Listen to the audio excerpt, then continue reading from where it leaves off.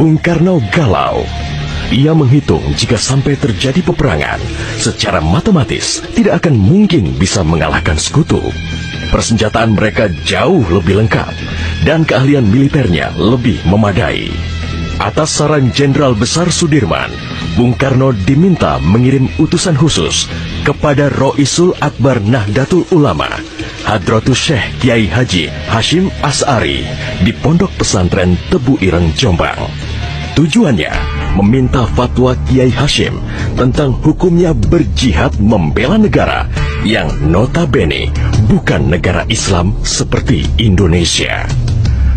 Kiai Hashim lantas memanggil Kiai Haji Wahab Hasbuloh dari Tambak Beras, Jombang.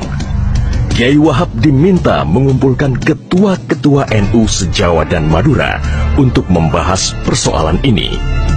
Bukan hanya itu, Kiai Hashim juga meminta kiai-kiai utama NU melakukan sholat istikharah, salah satunya Kiai Abbas dari Buntet, Cirebon, Jawa Barat. 21 Oktober 1945, seluruh delegasi NU se-Jawa dan Madura telah berkumpul di kantor pusat Ansor di Jalan Bubutan, Surabaya. Kiai Hashim memimpin langsung pertemuan tersebut dan kemudian dilanjutkan oleh Kiai Wahab. Setelah melalui diskusi yang cukup panjang dan mendengarkan hasil istikharah para kiai utama NU, esok siangnya, tanggal 22 Oktober 1945, pertemuan menghasilkan 3 rumusan penting yang kemudian dikenal dengan istilah Resolusi Jihad NU.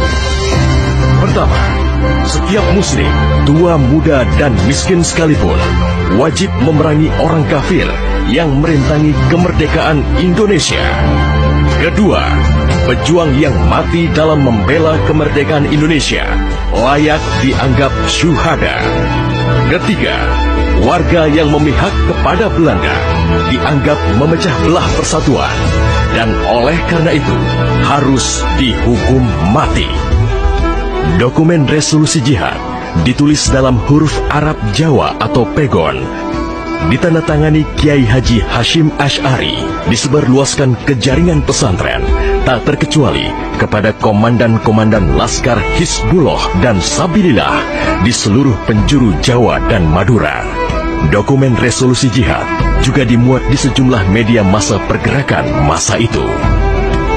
Hanya berselang 3 hari pasca resolusi jihad dicetuskan, 6.000 tentara sekutu mendarat di Pelabuhan Tanjung Perak, Surabaya dengan persenjataan lengkap.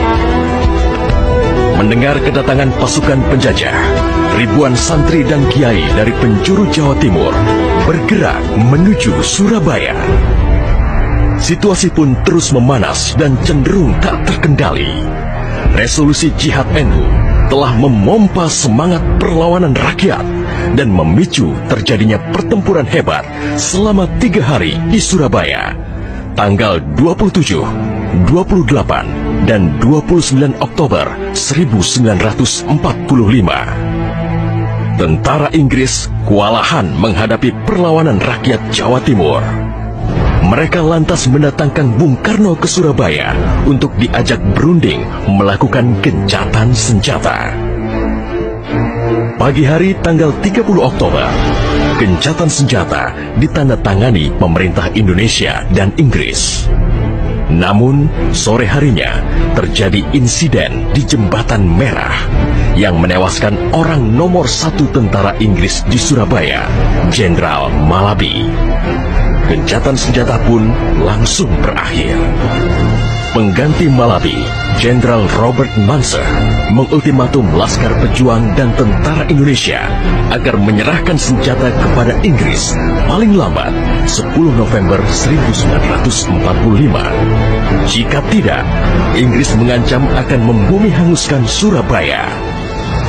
Mendengar ancaman itu, para komandan Laskar Hizbullah, Sabilillah, Mujahidin, TKR, dan para santri marah besar.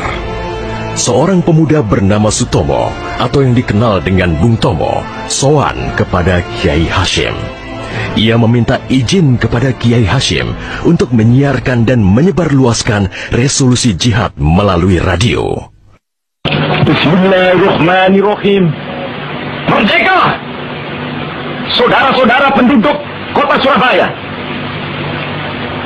kita semuanya telah mengetahui bahwa hari ini tentara Inggris telah menyebarkan pamflet-pamflet yang memberikan suatu ancaman kepada kita semua. Kita diwajibkan untuk dalam waktu yang mereka tentukan menyerahkan senjata-senjata yang telah kita rebut dari tangannya tentara Jepang. Tetapi inilah jawaban kita.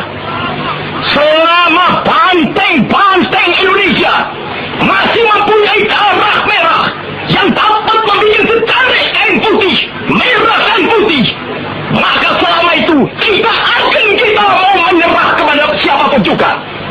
Allahu Akbar, Allahu Akbar, Allahu Akbar. Merdeka!